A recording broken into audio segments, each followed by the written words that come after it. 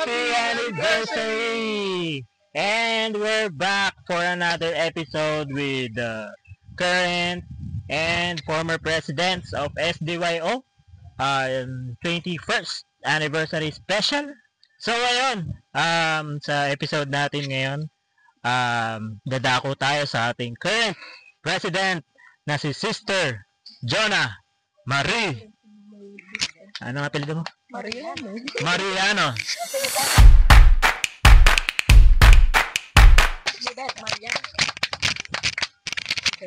So ayun, Jonah. Anak ni Ate Tisi. At isa shoutout na lang yan. Shoutout Ate Tisi. Shoutout kay Tita Tessie. So ayun, Jonah, first question. So pang ilang ka sa presidente? Ngayon, pang ilang ka na? 10. Pang 10 na. Pang 10 ka na? Sakto pala, no? 21 tapos pang 10. Hindi siya sakto. Hindi kasi may si Edran 3 taon. Oo nga pala, 3 taon. So yun, ano-anong challenges yung napagdaanan mo? Ngayon, nakailan ka na? 1. Naka-3 taon ka na eh. Uy! Ang dami nangyari ng 1 taon eh. Pang 3 taon na pala yun. Sobrang nangyari. Parang ang dami nangyari sa 1 buong taon pa lang. Isang taon. Ano yung challenges na napagdaanan mo nitong first term mo? First term pa lang yun. De, joke. First term pa lang. Pero perhaps, ang dami talaga nangyari, man. Ang dami activities. Nag-brace siya ngayong taon. Oo. Akala ko stress. Sabay nagka-brace. Ang galing. Dito ko nilabas yung stress. Sobrang, ang pinaka-challenge talaga una, yung Taas mo ng konti yung... Ay, pinaka-challenge talaga nung una is yung concert. Para sa akin, concert talaga yung pinaka na-challenge ako kasi, syempre, 20th anniversary, tapos nandun na lahat nung, syempre, naglabas na tayo ng pinakamadaming pera natin ng 20th anniversary eh.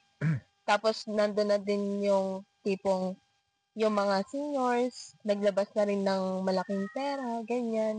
So, pagdating ng concert, syempre, parang iisipin ko na, ay, hindi na ako pwedeng lumapit sa mga seniors, ganyan, ng financial financial limited na kasi nga nakapaglabas na kasi nung 20th anniversary. So nitong concert, talagang sobra talaga yung challenge namin pumunta sa iba't ibang lugar para mag-solicit lang kasi concert yon, sobrang laki ng gastusin ng concert. Tapos ang dami yung fundraising. Tapos ang daming fundraising na ginawa, as in lahat ng fundraising na magagawa namin, ginawa namin para mag-fundraise talaga ng pera. Ganun siya. So, pasalamat din ako kasi yung August na yon, kasi madalas induct talaga ginagawa natin. Pero sabi ko kasi, parang kinausap ko si Kuya Kenneth noon, sabi ko parang gusto ko naman maiba. Parang hindi naman tayo pumasok sa induct. So, dahil pero same lang yung stress level. Pero same lang yung stress level. Pero ang galing yung concert eh, no? Oo, solid yan. Solid yung concert. So, pasalamat din kasi merong mga band na willing na mag-volunteer na tumugtog, ganyan. Grabe, ang daming performance. Daming performance na. Wala nang tao, may nagpe-perform. Oo. Tulog na nga kami. Nainig pa namin. May nagrarap eh. Kami na lang yung nag-aaral. Sobrang saya nun. So, yun yung isa sa pinaka-challenges nung last year. Saka first time kasi yun na nag-main act tayo sa fiesta mismo. I mean, yung induct kasi laging pre-fiesta yun. 3, 4, ganyan. 7. 2, 3, 7. Pero ngayon, last year, nag-August 8 tayo. Kaya tayo talaga yung main event, no? Hindi na sila nag-imbita ng mga artista, ng mga sikat na banda. Hindi, may tsaka yung mga tumulong din, di ba? Thank you din sila. Siyempre, barangay. Sila Kap, sila Congressman, sila Consi. Shoutout po sa mga tumulong. Hindi tayo pumasok. Maraming tumulong. Napakadaming tumulong. Yung akala ko na hindi siya, ayun yung tipong yun yung event na akala ko hindi matutuloy. Yung as in wala talaga. Kasi wala naman kasi talagang budget na ganun kalaki. Pero laki talaga ng budget. Laki na. Next question na. Next question. So, para sa next question, bibigay ko naman sa mga former president. Sila naman yung magtatanong kay current President Jonah Mariano. Jonah Marie. So, Jonah, bilang kasulukuyang presidente, ano ba yung kasi syempre alam naman natin, ako, kunyari, isa ako dun sa mga sinasabi nating seniors, yan, sila Kuya Buds, pero bilang ikaw yung presidente, no, paano mo na-handle or na-manage yung gusto mong mangyari, tapos versus dun sa paminsan-minsang may naririnig ka sa seniors, sa ganyan. I mean, paano mo minamanage yung paano mo siya binabalanse? Na kasi 'di ba, yung mga nakarang past president, 'di ba? Alam ko naman naging niya rin yun naging issue, naging dilemma din sa inyo yan somehow na yung mga seniors nandiyan, may mga comments, suggestion na minsan sa atin taliwas din sa gusto nating mangyari. 'Di ba? So, yun yung totoong nangyayari. So, paano mo siya minamanage? Paano mo siya hinahandle bilang presidente? So, kasi 'di ba, madami naman talaga nagsa-suggest ng mga seniors. Tapos meron akong gusto. Katulad nung 20th anniversary. So, kami kasi, parang ang officer, set of officer, ang pinakagusto talaga ay yung team building. Which is, napakamahal na nga talaga. Sobrang mahal talaga, as in. Tapos, ang gusto ng seniors ay yung pang-bongga.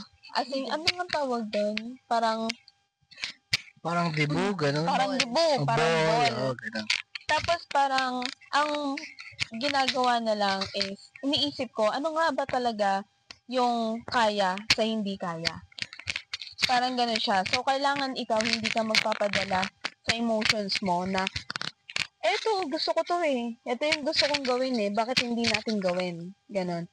Pero kasi dapat as president, kailangan alam mo kung ano yung kailangan, ano yung kaya, hindi kaya. So, parang nira-rationalize mo din, na syempre, yung gusto nyong mangyari, sobrang taas, gano'n. Tapos, yung iba, gusto mangyari. So, parang, yung reality lang, kung ano talaga yung kaya nyo. Kung ano lang talaga yung kaya.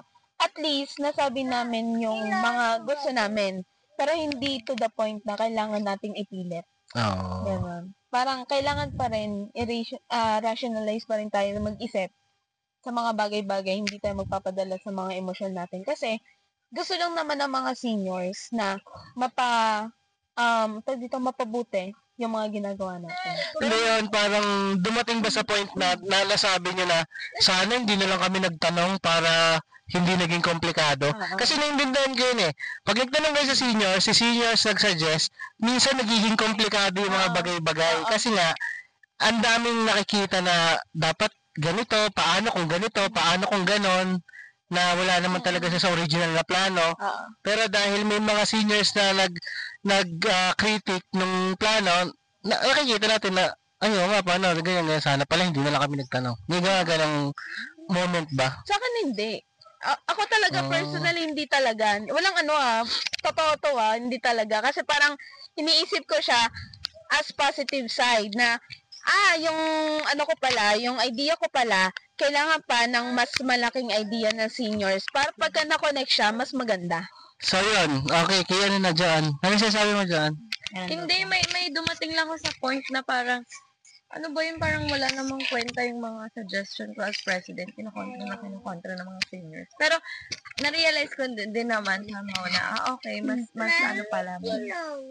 okay pala na sinusunod ko rin sila minsan. Pero minsan lang, kasi dapat minsan sila, lang. So, umano na din naman ako, kumakalma din naman ako pag nagbibigay sila ng suggestions. Kayo lang suggestions. And, yun nga, dumating na rin sa point na kayo na yung seniors ngayon. Diba? So, ranas ko yan. Mahal niya na, diba? Ako kasi dati, kuya, nagatawa rin ako kapag nagbibigay kayong suggestion sa akin. Kasi, Madalas, kwenta. nasusuplang ko talaga. Talaga, kapag ka may mga nagsasuggest na ano, talagang ine-elbow ko yun kapag ka ayoko. Nung time na yon. Pero nung time din na yon, doon ko rin napatunayan na hindi rin masama na hindi mo sila sundin. Pero doon talaga papasok yung yung magigil ka. Kasi kung paano kung hindi pala okay to, kailangan mo pala talaga sila. Kasi nung that time na yon, parang feeling ko, ang feel sa akin ng mga tao, napaka-strong ko. Na dahil president, parang strong yung personality ko. Kahit kung anong suggestions ninyo, sige, tatanggapin ko yan. Pero pag hindi ayoko, Hindi mo hindi ko talaga gagawin. itutuloy, kuya. Lalo yung mga past na yung mga anniversaries, ganyan.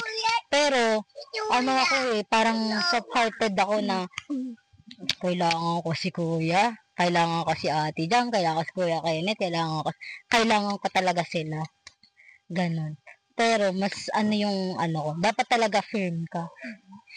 Alam mo yun? Firm ka. Strong talaga yung, bilang president, dapat strong talaga yung personality mo. Oo, kasi syempre ikaw yung maglilid ng ng grupo. So, yun. Siguro ako din kung time ko, yung personality ko, I mean, kung nung time ko may seniors, baka same lang din eh. Na baka same lang din ako ng gagawin ko muna yung gusto ko. Ngayon, pag hindi ko kaya, tsaka natin gawin yung, pag hindi mo bra, tsaka natin gawin yung sinasabi niya. Nagkataon lang, during our time, wala kaming ganon. Wala kaming kuya, wala kaming ate kasi syempre yun nga kami tayo yung nagsimula sa DYO, so walang pero yun nga as years goes by kayo may experience nyo na rin dahil isa na rin kayo sa mga magiging seniors, diba? So yun, ganoon lang talaga yun pasapasahan lang ng yan ng pinagdaraanan. Okay, so yun. So, paano mo ikayatin yung mga kabataan na makilahok sa gawaing simbahan at maglingkod sa Diyos, sa tao at sa kapwa? So sa mga kabataan na wala pa sa loob ng simbahan, actually, pinakamagandang opportunity na yung wag mahiya na umattend sa 7 PM meetings kasi iba't ibang skills yung ma-acquired mo sa SDYO eh.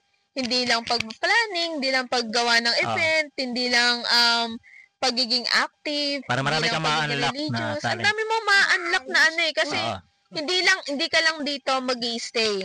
Meron pang iba't ibang level, may vicariate, may diocese, may iba't iba pa. So, ito yung pinaka first level ng lahat. So, pagka gusto mo pang ma-unlock yung iba't iba pang experiences sa buhay, sumali ka ng SDYO kung gusto mo talaga. Ikayatin mo silang... Kaya kayo, sumali na, arat. So maraming salamat current President Juna Mariano at sa mga former presidents at sa ating special guest. Happy 21st anniversary SDYO. Thank you so much and we're out. Goodbye.